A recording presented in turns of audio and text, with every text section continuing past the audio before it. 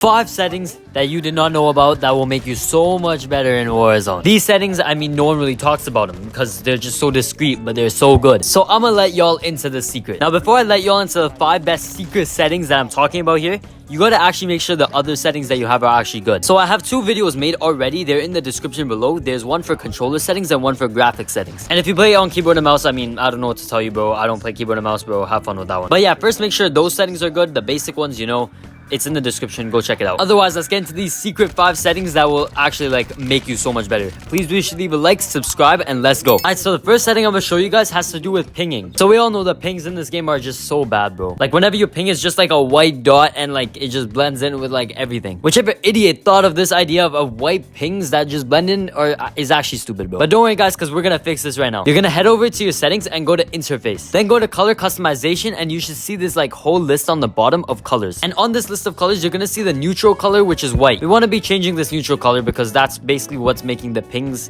be full white. So we're gonna change this. I prefer purple.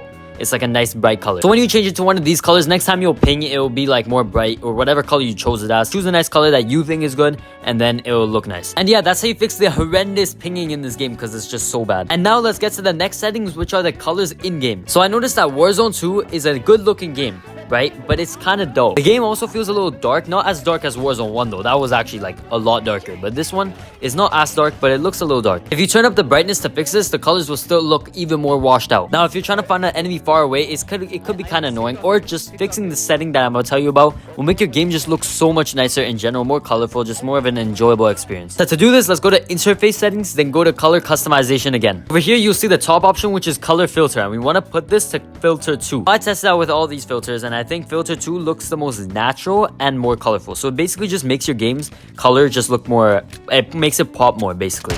So it just makes it look better. After you set the color filter to filter 2, go to the option right under it, which is color filter target. Set this to both so that this color filter that we just chose applies to menus and in-game. And then right under that, you're gonna see world color intensity, and under that, you're gonna see interface color intensity. You wanna set the world color intensity to 100 so that, you know, the filter applies fully and it makes it look really nice. And then for the interface one, I have it at 100. It doesn't really matter. It's the interface, it's like the menus in the game. But yeah, after you set those settings, the game is gonna look so much better, so much more colorful. Even if you're on console, bro, this is the way you get filters without using filters on console. So yeah, but anyways, let's get to the next setting, which is for FPS and ping. Now this is a setting you probably already have, I'm gonna be honest, because like a lot of people have talked about this one. But a lot of people I've noticed, because default, right when you install the game, it does not change the setting for you. And I don't know why. It just wants you to make your FPS and ping worse, but make your game look a little nicer. Now the thing is, this option makes your game look a little nicer, but like there's no reason if you're sacrificing some FPS and ping. But to find this setting, we're gonna go to graphics and then we're gonna go to quality. But this quality tab like won't be there if you're on console. If you're on console, just stay on where you are from here. Scroll down and you should see on-demand texture streaming. You wanna make sure this is turned off so you're not using this. You could even compare how your game looks from before and after, and you actually probably won't even notice the difference. It's barely a small thing, but also the FPS improvement is also very small. So it's a very small setting to change, but it's gonna help. But yeah, then let's get to the next setting, which is for your audio when you get stunned and flashed and like all that annoying stuff. So you know when you get flashed and you hear this annoying ringing sound in your ears, man.